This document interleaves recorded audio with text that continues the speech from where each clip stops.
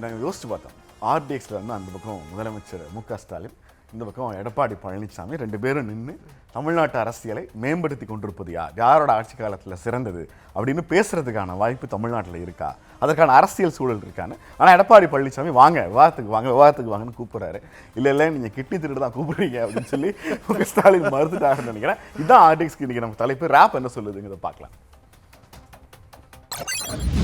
கடந்த 2 நாட்களாக திமுக அதிமுகவுக்கிடையே வார்த்தை போர் வலுத்து வருகிறது. நேற்று கள்ளக்குறிச்சி மாவட்டத்துக்கு போன முதல்வர் ஸ்டாலின் திமுக அரசின் சாதனை பட்டியலை பேசி அந்த சாதனையில் 5% அதிமுக செய்திருக்குமா, ஓபன் சேலஞ்ச் செய்கிறேன், பதில் சொல்ல முடியுமா என கேள்வி எழுப்பியிருந்தார். அவரது நேற்றைய சவாலுக்கு எதிர்க்கட்சி தலைவரும் அதிமுக பொதுச் செயலாளருமான எடப்பாடி பழனிசாமி நேருக்கு நேர் மேடை போட்டு திமுக திட்டங்களை சொல்ல முடியுமா, அதிமுக திட்டங்களை பற்றி பேச நான் தயார் என பதில் சவால் விட்டிருக்கிறார்.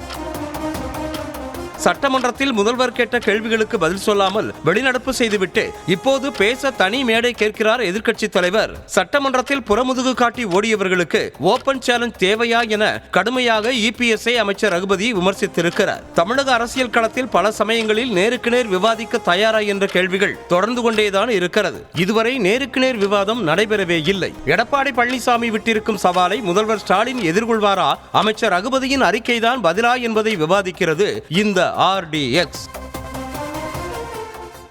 விவசாயி வேடம் போட்டுக்கிட்டு அரசியல் பண்ணுவாங்க. நம்முடைய கணக்கு நமக்கு தெரியும். அவங்க எத்தனை சூழ்ச்சி செஞ்சாலும் அத்தனையும் நாங்கள் முறியடிப்போம். ஒரு பக்கம் எதுக்குறாங்க, ஒரு பக்கம் செயல காட்டுறாங்க. நமக்கு இடையில எந்த சக்தியும் இந்த மண்ணில் புகுந்து பிரிவினை உண்டாக்க முடியாது. 99ஆம் ஆண்டு பிஜேபியில் சேர்ந்து 5 வருடம் 8 அமைச்சர்கள் கோடியாக கொள்ளையடித்தீர்களே. டோர்னமெண்ட்ல சாம்பியன் நாங்க தான். விவரம் தெரியாமல் ஸ்டாலின் பேசுகிறார்.